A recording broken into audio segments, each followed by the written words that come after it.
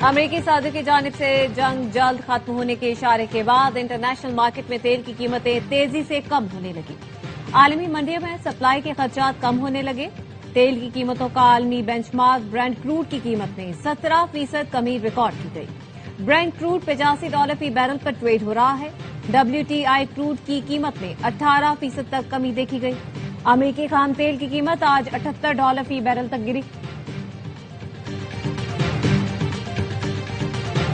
امریکہ جنگ کے 11ویں روزی مذاکرات پر تیار۔ ٹرمپ نے کہہ دیا ایران سے مشروط بات چیت ممکن ہے، جنگ جلد ختم ہونے کا اشارہ بھی دے دیا۔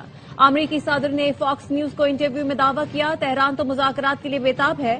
نئے سپریم لیڈر مجتبی خامنئی پر اعتماد نہیں، مجھے نہیں لگتا مجتبی خامنئی سکون سے رہ سکتے ہیں۔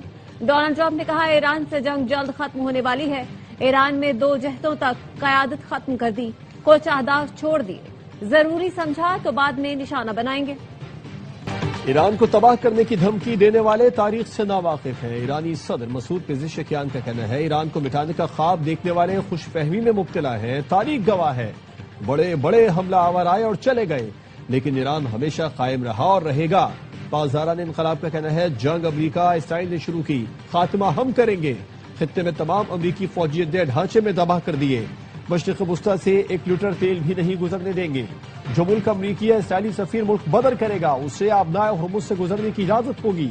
ایرانی وزیر خارجہ عباس عراقچی کا کہنا ہے امریکہ سے مذاکرات ایجنڈے پر نہیں، ماضی میں تجربہ بہت تلخ رہا، جب تک ضروری ہوا ایران جوابی حملہ کرتا رہے گا۔ انہوں نے حملے کر کے تیل کی قیمتیں آسمان پر پہنچا دی ہیں۔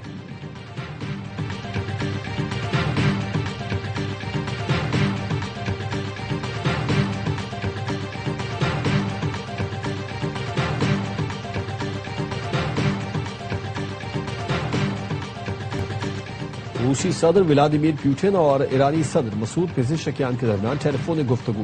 روسی صدر نے ایرانی صدر کے ساتھ تنازع جلد از جلد کم کرنے پر زور دیا۔ کرملن نے بتایا روسی صدر نے تنازع کے حل کے لیے حق میں اصولی موقف سے بھی آگاہ کر دیا۔ امریکی اور اسرائیلی طیاروں کی ایران پر بمباری، مزید 40 افراد شہید۔ نئے سپریم لیڈر کے حق میں ریلی کے قریب بمباری، انقلاب اسکوائر پر موجود ایرانی اپنی جگہ سے ہلے تک نہیں۔ امریکہ اور اسرائیل کے خلاف نعرے لگاتے رہے۔ ایرانی ٹی وی چینل کا اینکر بھی اپنی جگہ موجود رہا۔ اصفہان میں نیوکلیئر سائٹس کے قریب دھماکے، گورنر اصفہان کا دفتر، یونیسکو کے عالمی ثقافتی ورثے اور قدیم محل بھی نشانہ بنے۔ مشرقی تہران میں صنعتی مرکز اور رہائشی عمارتوں کو نقصان پہنچا۔ 1 سال کی بچی شہید۔ خمین میں اسکول اور گھروں پر حملے کیے گئے۔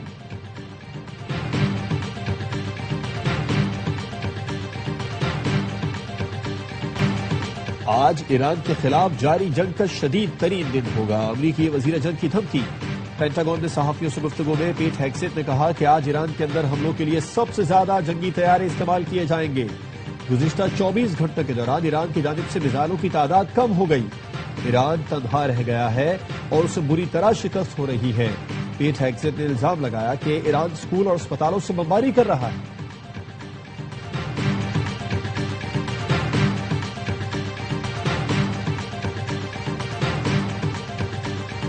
ایران نے اسرائیل کے مختلف شہروں پر میزائل داغ دیے۔ تل ابیب اور مقبوضہ بیت المقدس میں سائرن بج اٹھے۔ اسرائیلی وزارت صحت کا کہنا ہے 24 گھنٹے میں ایرانی میزائل حملوں میں 191 افراد زخمی ہوئے، جن میں فوجی اور شہری شامل ہیں۔ ایران کی جانب سے پڑوسی اور خلیجی ملکوں پر بھی حملے۔ بحرین کے دارالحکومت منامہ کے رہائشی عمارت پر ڈرون سے حملہ، 29 سال کی خاتون جاں بحق، 8 افراد زخمی ہوئے۔ سعودی عرب نے ایران کے ڈرونز حملے ناکام بنا دیے۔ کویت کے وزارت داخلہ کا کہنا ہے ایران نے 6 ڈرون فائر کیے جنہیں ناکارہ بنا دیا گیا۔ متحدہ عرب امارات نے بھی ایران سے آنے والے میزائل اور ڈرونز حملے ناکام بنائے۔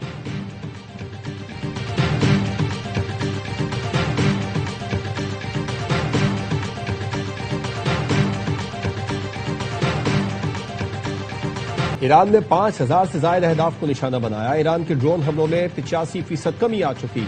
ترجمان وائٹ ہاؤس کا دعویٰ کیرولائن لیوٹ کا کہنا ہے کہ جنگی مقاصد کے حصول میں اہم پیش رفت کر رہے ہیں۔ ایران کی 50 نیول ویسلز تباہ کر چکے، دشمن کی میزائل پروڈکشن سہولت ختم کرنے جا رہے ہیں۔ ایران کی میزائل سائٹ پر 2000 پاؤنڈ وزنی بم گرائے۔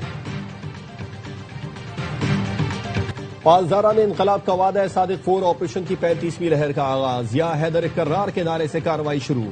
حیفا میں فوجی مرکز جاسوس سیٹلائٹ سے معلومات حاصل کرنے والے مرکز کو نشانہ بنایا۔ پاسداران انقلاب کا کہنا ہے امریکی فوجی اڈوں پناہ گاہوں پر حملے کیے ہیں۔ اسرائیلی وزارت صحت کا کہنا ہے 24 گھنٹے میں ایرانی میزائل حملوں میں 191 افراد زخمی ہوئے، جن میں فوجی اور شہری شامل ہیں۔ پاسداران انقلاب نے جاسوسی کے الزام میں 10 افراد کو گرفتار کر لیا۔ ایرانی میڈیا کے مطابق جاسوس ہدف بنائے گئے مقامات کی تصاویر دشمن کو بھیجتے تھے۔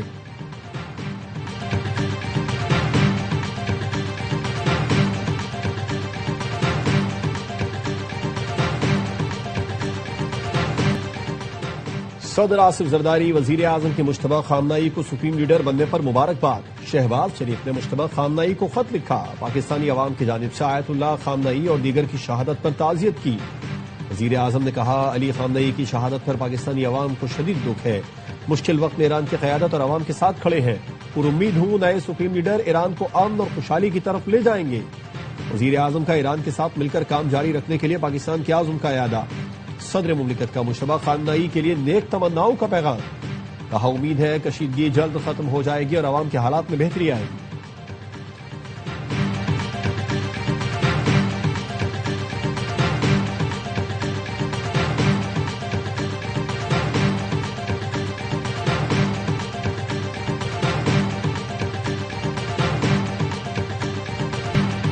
خارجہ پالیسی سے متعلق بحث سے اجتناب کیا جائے، ریڈ لائن عبور کی تو قانون حرکت میں آئے گا۔ وزیر قانون اعظم نذیر تارڑ کہتے ہیں پاکستان کے دیگر ملکوں سے تعلقات کا معاملہ ریاست پر چھوڑ دیں۔ آئین تبصرہ کرنے کی اجازت دیتا ہے لیکن ایسی گفتگو آزادی اظہار رائے میں نہیں آتی۔ عطا تارڑ نے کہا ویوز لینے کے چکر میں بھیڑ چال چلی جا رہی ہے۔ مسلم ممالک سمجھتے ہیں شاید یہ ریاست کی پالیسی ہے، خارجہ پالیسی کو مقامی سیاست کی نظر نہ کریں۔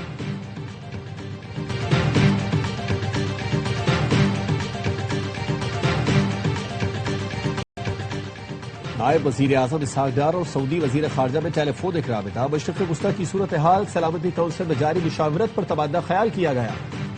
اسحاق ڈار کی بحرین کے وزیر خارجہ سے بھی گفتگو، اسحاق ڈار کا بحرین اور اس کے عوام کے ساتھ مکمل یکجہتی کا اظہار، کشیدگی میں کمی، مذاکرات اور امن کی کوششوں پر زور دیا۔ نائب وزیر اعظم کی چینی وزیر خارجہ سے ٹیلی فونک گفتگو، خطے میں بدلتی صورتحال اور عالمی سطح پر پیش رفت پر تبادلہ خیال۔ اسحاق ڈار کا مشرق وسطی وسیع تر خطے میں کشیدگی کم کرنے کی ضرورت پر زور، چینی وزیر خارجہ نے کشیدگی کم کرنے، استحکام کے فروغ کے لیے پاکستان کی تعمیری کوششوں کو سراہا، مسائل کے حل کے لیے مذاکرات، سفارتکاری کا راستہ اختیار کرنے پر اتفاق۔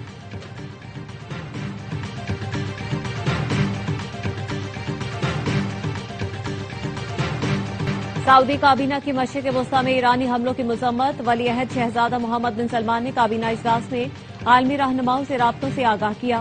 کابینہ نے کہا شہری تنصیبات، ہوائی اڈوں، تیل تنصیبات کو نشانہ بنانا عالمی قوانین اور معاہدوں کی کھلی خلاف ورزی ہے۔ سعودی عرب اپنی سلامتی اور خود مختاری کے تحفظ کے لیے ضروری اقدامات کا حق محفوظ رکھتا ہے۔ سعودی فضائی دفاعی نظام کی جانب سے دشمن کی میزائل اور ڈرون تباہ کرنے کی صلاحیت کو سراہا۔ برادر اسلامی ملکوں سے یکجہتی اور تعاون کے فروغ کا بھی جائزہ لیا گیا۔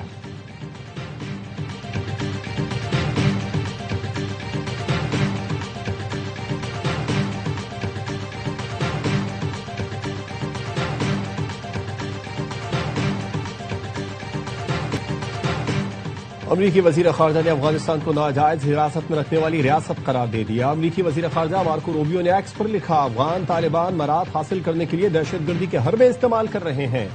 معاون وزیر خارجہ مورا نامدار نے ایکس پر لکھا افغانستان کے لیے امریکہ کی ٹریول ایڈوائزری انتہائی خطرناک سطح پر ہے، طالبان کے دعووں کے باوجود افغانستان محفوظ نہیں، امریکی وہاں کا سفر نہ کریں، افغانستان میں موجود امریکی شہری وہاں سے نکل جائیں۔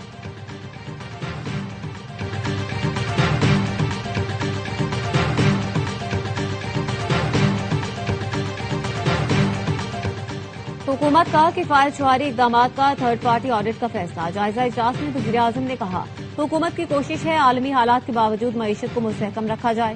اجلاس میں ہفتہ وار اضافی چھٹی جمعے کو کرنے کا فیصلہ، حکومت کے اعلان کردہ اقدامات پر نائب وزیر اعظم کی زیر صدارت خصوصی کمیٹی قائم۔ وزیر اعظم نے کہا خصوصی کمیٹی روزانہ کی بنیاد پر اقدامات کا جائزہ لے کر رپورٹ پیش کرے گی۔ وزیر اعظم کی وفاقی وزارتوں ڈویژنز کو اقدامات کو بھرپور طریقے سے نافذ کرنے کی ہدایت، کہا بند گاڑیوں کی تصاویر کابینہ ڈویژن کو بھیجی جائیں، ورک فرام ہوم مؤثر بنانے کے لیے وزارت اپنی رپورٹ وزیر اعظم آفس بھیجے گا۔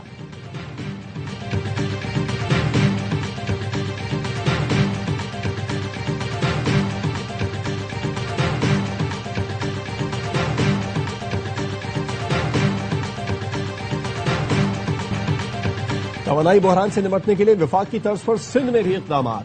سندھ حکومت کا تعلیمی ادارے 16 سے 31 مارچ تک بند رکھنے کا اعلان۔ امتحانات شیڈول کے مطابق ہوں گے، ضروری کلاسز آن لائن جاری رہیں گی۔ سندھ کے سینئر وزیر شرجیل میمن کہتے ہیں سرکاری محکموں کی 60% گاڑیاں 2 ماہ کے لیے بند کر رہے ہیں۔ سرکاری گاڑیوں کے فیول میں 50% کمی کی گئی۔ وزیر اعلیٰ سندھ کا جہاز گراؤنڈ رہے گا۔ وزراء اور ارکان نے رضاکارانہ طور پر 3 ماہ کی تنخواہ نہ لینے کا فیصلہ کیا ہے۔ کابینہ کا گندم کو فوری طور پر ریلیز کرنے کا فیصلہ۔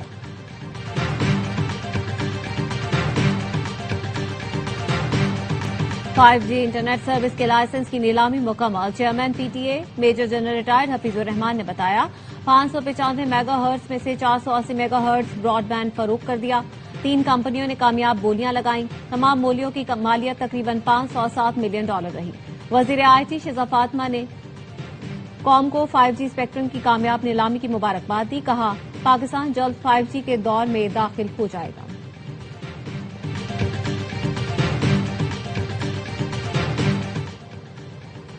بانی کی شفا اسپتال منتقلی کی درخواست آج سماعت کے لیے مقرر۔ اسلام آباد ہائی کورٹ کے جسٹس انعام امین منہاس عظما خان کی درخواست پر سماعت کریں گے۔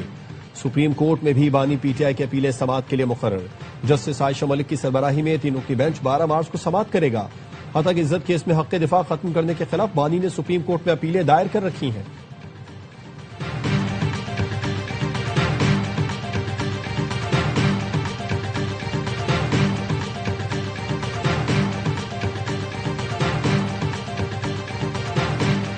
ہمیں بانی پی ٹی آئی سے ملاقات سے زیادہ ان کی آنکھ کے علاج کی فکر ہے۔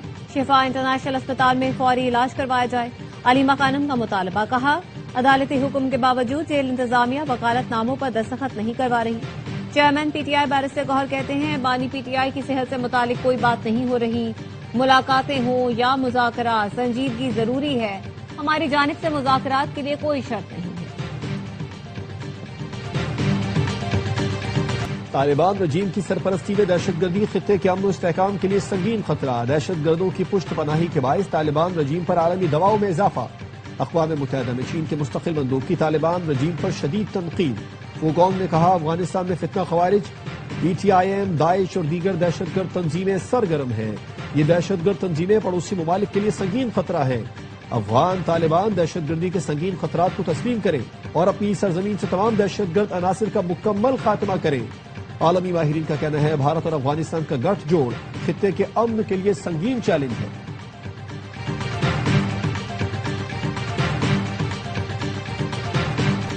بحرین میں اسرائیل کے لیے جاسوسی کرنے والا بھارتی انجینئر گرفتار۔ بحرینی حکام کے مطابق بھارتی ٹیلی کمیونیکیشن انجینئر نیتن موہن نے بحرین کے اہم اور اسٹریٹجک مقامات کی جیو اسپیشل معلومات، تصاویر اور ویڈیو اور ریکارڈنگ خفیہ طور پر اسرائیلی خفیہ ایجنسی موساد کو فراہم کی۔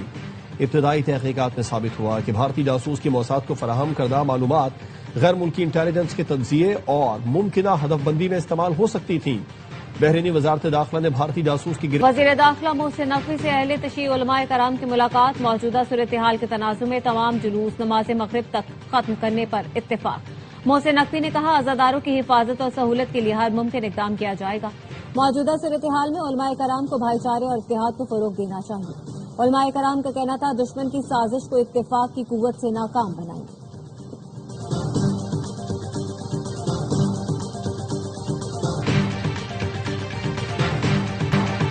ماہ سیام کے آخری عشرے میں شب قدر کی تلاش۔ پاکستان سمیت خطے کے دیگر ملکوں میں کروڑوں مسلمان اعتکاف پر بیٹھ گئے۔ خواتین کے اعتکاف کے لیے گھروں میں اہتمام، محافل شبینہ بھی سجائی جا رہی ہیں۔ حفاظ کرام قیام اللیل میں قرآن پاک سنا رہے ہیں۔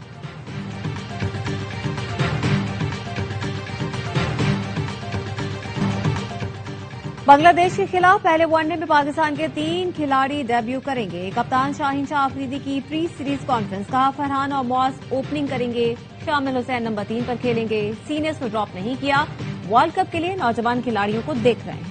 پاکستان اور بنگلہ دیش کے درمیان ون ڈے سیریز آج ڈھاکہ میں شروع ہوگی۔ سیریز کی ٹرافی کی رونمائی شاہین شاہ آفریدی اور مہدی حسن میراز کا photo session.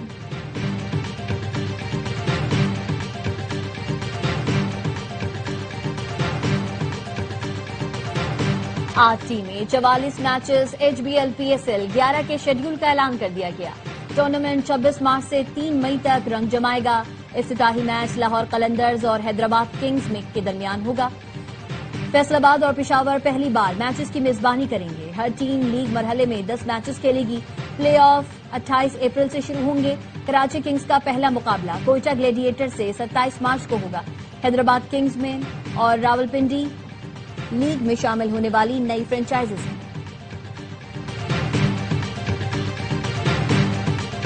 PSL 11 David Warner Karachi Kings کے کپتان برقرار. کراچی کنگز نے کپتان کا اعلان کرتے ہوئے کہا، فیصلہ وارنر کی صلاحیت پر فرنچائز کی بھرپور اعتماد کی عکاسی کرتا ہے.